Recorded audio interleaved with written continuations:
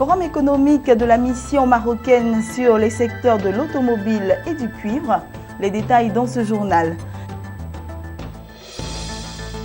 Et puis dans ce journal, nous parlerons aussi du lancement de la première session de la formation à la médiation professionnelle, toujours en Côte d'Ivoire.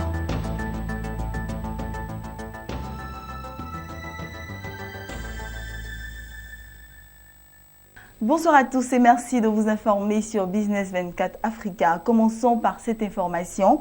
Diversifier les échanges économiques commerciaux entre la Côte d'Ivoire et le Maroc. C'est le but de ce forum d'échange de la mission marocaine sur les secteurs de l'automobile et du cuivre. Ce forum a vu la présence de plusieurs autorités ivoiriennes et d'une forte délégation marocaine. C'était lundi au Sofitel Hôtel Ivoire. Les détails avec Massoubi. Depuis plusieurs années, les échanges entre le Maroc et la Côte d'Ivoire ne cessent de s'étoffer, au point de faire figure de modèle dans la logique de coopération sud-sud. Le Maroc est aujourd'hui un partenaire économique majeur de la Côte d'Ivoire. Pour élargir son champ d'intervention dans le pays, un forum sur l'automobile et le cuir a été organisé en Côte d'Ivoire. Véritable industrie au pays de Mohamed VI, l'automobile et le cuir occupent une place prépondérante dans l'économie marocaine. Diversifier est le mot-clé pour des relations économiques intelligentes, durables et créatrices de valeur ajoutée pour les deux nations. Pour l'industrie automobile marocaine, elle renforce le positionnement du Maroc dans la chaîne de valeur mondiale de l'automobile, comme en attestent les performances d'une production dépassant 227 570 véhicules en 2014 contre seulement 18 546 en 2003. Et avec 400 millions d'euros d'exportation de pièces en 2014 pour un objectif d'1 milliard en 2020. Ce positionnement a érigé le secteur en véritable métier mondial du Maroc. Quant au métier du cuir au Maroc, ce secteur fait partie du patrimoine ancestral de la civilisation de notre pays, n'est-ce pas, Monsieur le Vice-président? Vu son poids toujours prépondérant dans notre économie, sa renommée à l'échelle international, il est fortement concerné par le plan de l'accélération industrielle en tant que métier mondial du Maroc. Le secteur compte aujourd'hui 340 entreprises qui emploient plus de 21 178 personnes pour une valeur de production globale estimée à 300 millions d'euros.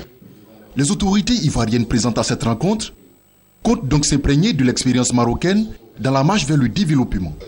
Elle se félicite de la volonté commune de ces deux pays d'œuvrer au renforcement de leur coopération. Les secteurs de l'automobile et du cuir en Côte d'Ivoire constituent deux secteurs à fort potentiel dont le développement permettra de diversifier l'industrie et de dynamiser l'économie ivoirienne. C'est pourquoi le gouvernement ivoirien inscrit ces deux secteurs dans la stratégie de développement industriel de la Côte d'Ivoire. Chers opérateurs économiques marocains, la Côte d'Ivoire désire renforcer son partenariat économique avec le Royaume du Maroc en vue de permettre aux opérateurs et investisseurs marocains de saisir toutes les opportunités d'investissement. C'est pourquoi je me réjouis une fois encore de la tenue de cet important rendez-vous économique qui traduit l'intérêt tout particulier et l'intérêt grandissant des opérateurs économiques marocains pour la Côte d'Ivoire. Ce forum marque aussi la volonté des opérateurs économiques marocains à prendre une part active dans le développement économique et social de la Côte d'Ivoire. Je souhaite donc vivement que ce forum débouche sur des projets concrets d'investissement et de partenariat. La Côte d'Ivoire, qui est le leader économique des pays d'Afrique de l'Ouest francophone, avec un poids économique de 40% dans l'espace UEMOA, constitue pour le Maroc une garantie sûre dans son expansion commerciale dans tous les grands ensembles régionaux sur le continent. Et toujours concernant ce forum, sachez que les professionnels du secteur de l'automobile en sont sortis satisfaits. Écoutons-les. Il faut dire que nous sommes très heureux de participer donc à ce forum qui retrace un peu les préoccupations de tous les acteurs du secteur privé, et notamment notre secteur qui est le secteur du transport routier. Parce que quand on entend les déclarations qui sont faites ce matin, notamment nos partenaires marocains et la partie ivoirienne, nous nous rendons compte que nos préoccupations sont prises en compte en grande partie. Parce que la question du renouvellement du parc automobile et avec la question du SAV, c'est-à-dire du service après-vente, font partie vraiment de nos préoccupations. Et quand nous voyons que cela est pris en compte dans le cadre donc, du projet de la relance de l'économie ivoirienne, nous ne pouvons que nous réjouir. Et nous souhaitons donc que cela se fasse dans ce cadre participatif, un débat inclusif dans lequel les acteurs que nous sommes, nous serions associés de bout en bout à tout ce qui va être pris comme décision au plan institutionnel comme au plan du secteur privé.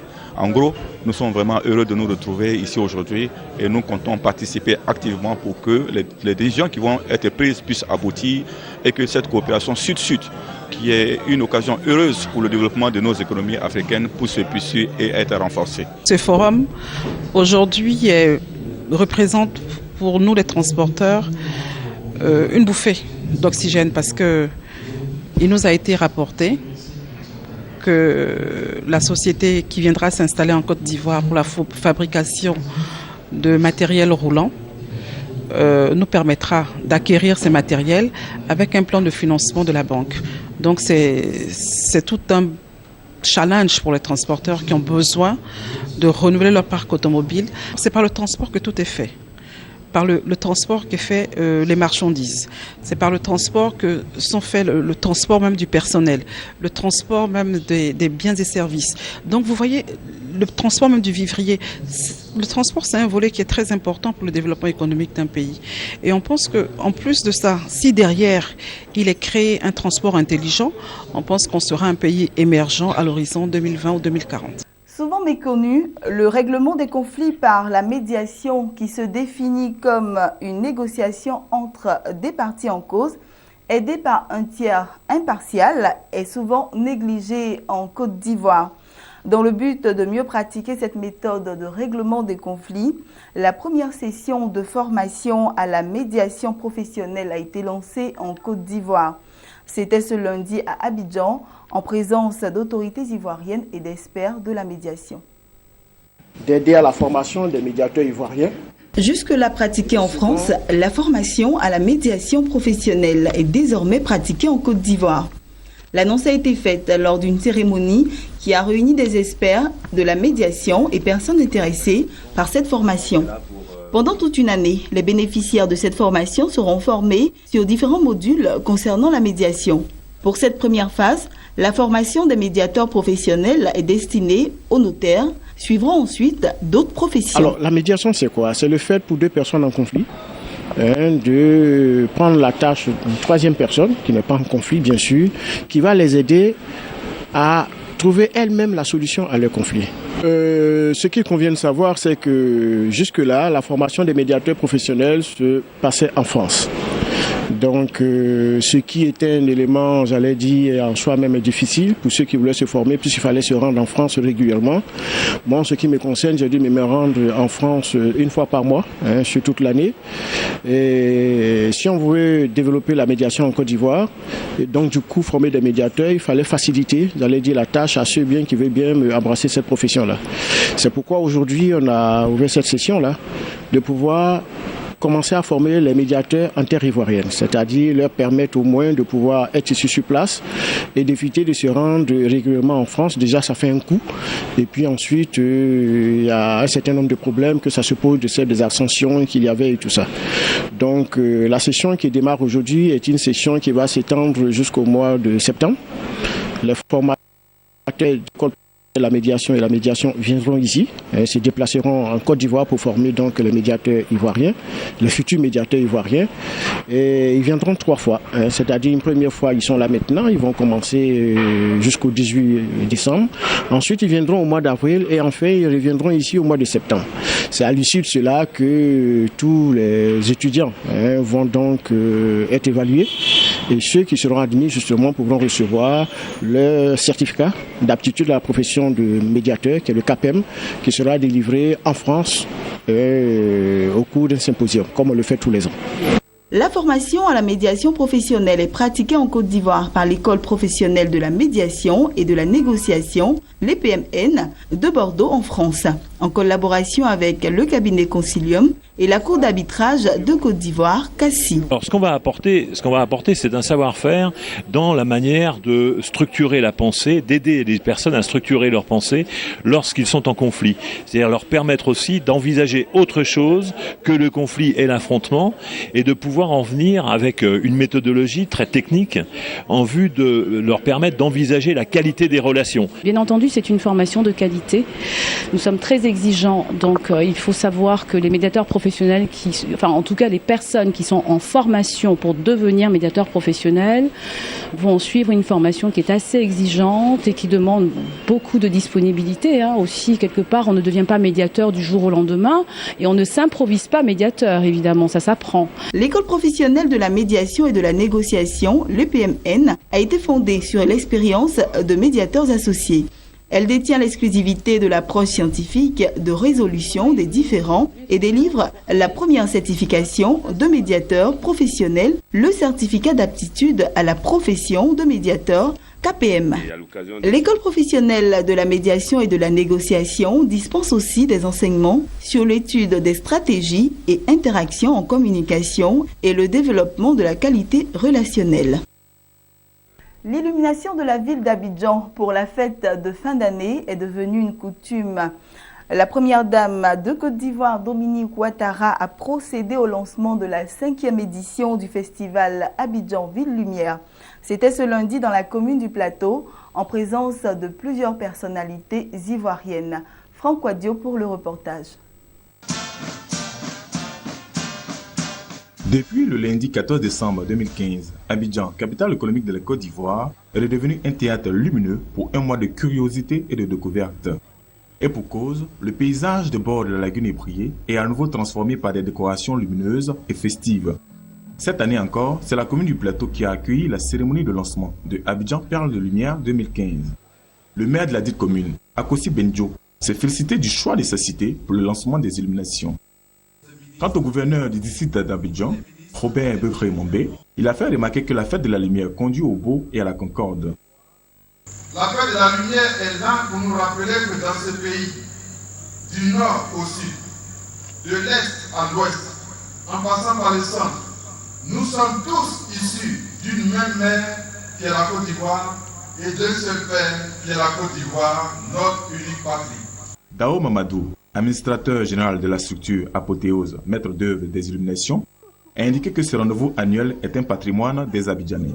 Selon lui, l'objectif est de créer pour la population des moments exceptionnels de célébration festive en cette fin d'année.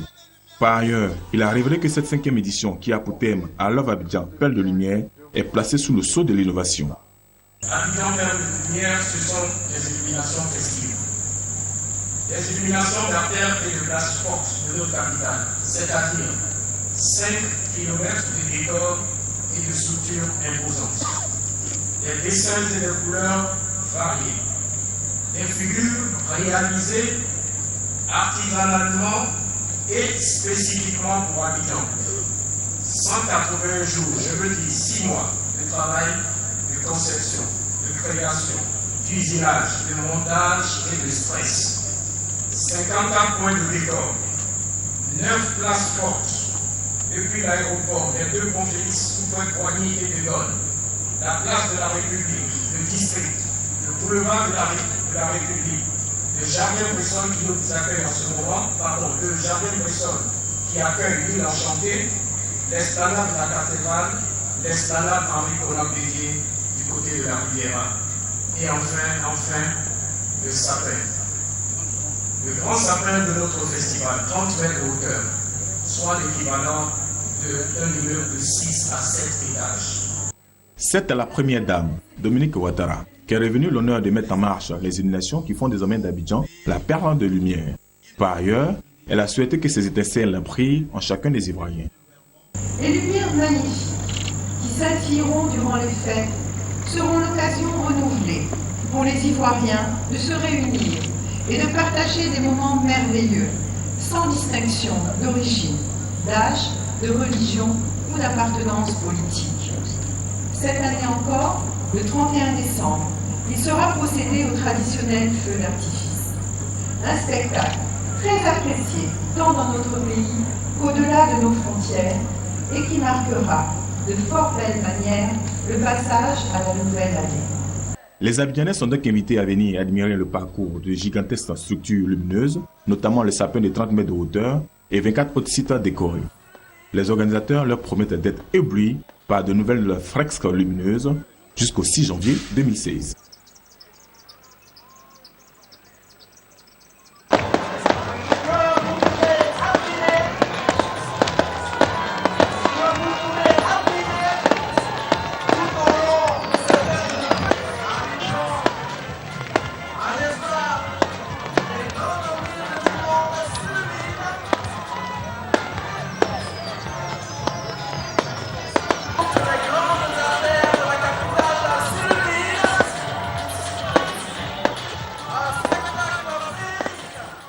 Parlons de droits de l'homme à présent. Prendre des mesures idoines en vue d'une meilleure protection des droits de l'homme de manière générale en Côte d'Ivoire et spécifiquement de ceux des femmes et des enfants.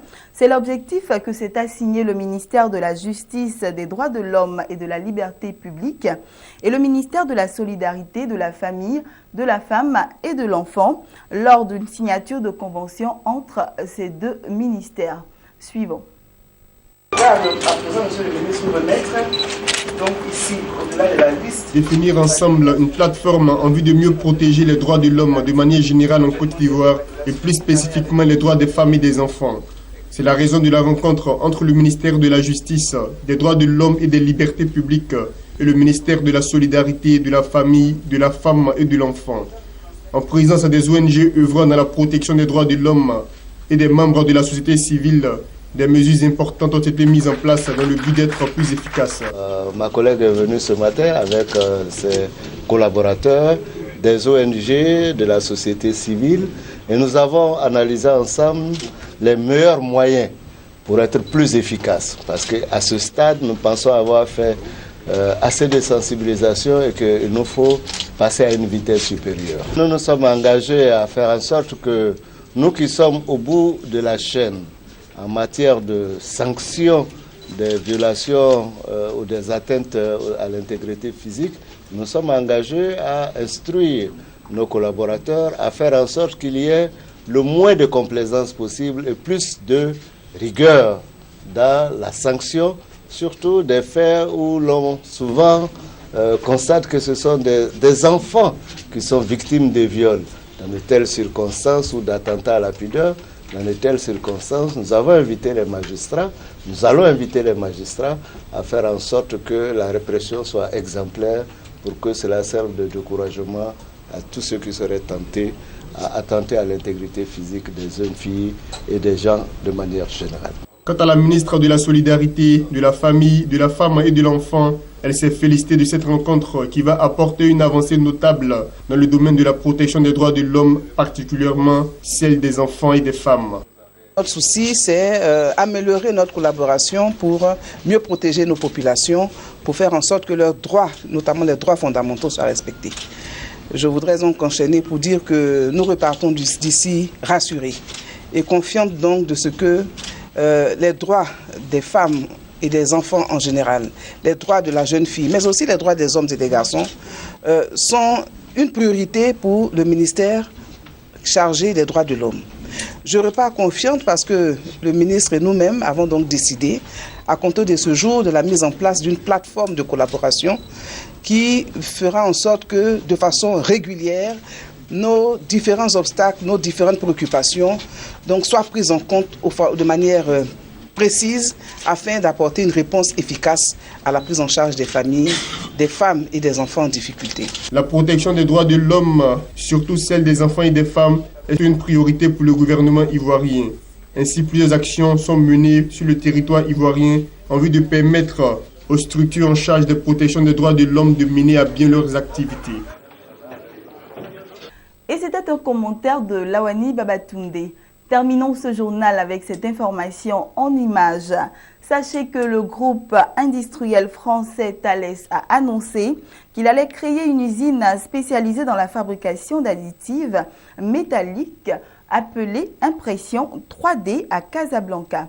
Le site, qui devra s'étendre sur une superficie de 1000 m², fabriquera dans un premier temps des pièces pour des satellites, a précisé le groupe électronique spécialisé dans l'aérospatial, la défense, la sécurité et le transport terrestre, sans divulguer le montant de l'investissement.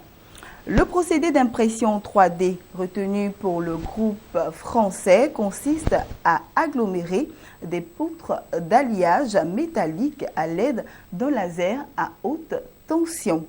L'usine, qui devrait entrer en production en 2018, s'inscrit pleinement dans la démarche du plan d'accélération industrielle 2014-2020 marocain, qui prévoit la structuration d'un écosystème innovant impliquant Thales et ses fournisseurs locaux. Il faut préciser que Thales, qui a ouvert un bureau au Maroc depuis 2006, a déjà gagné de nombreux contrats au Maroc dans les domaines de la défense, de l'aérospatial, du transport et de la sécurité. J'ai été très heureuse de vous informer. Bonne suite de programme sur Business 24 Africa.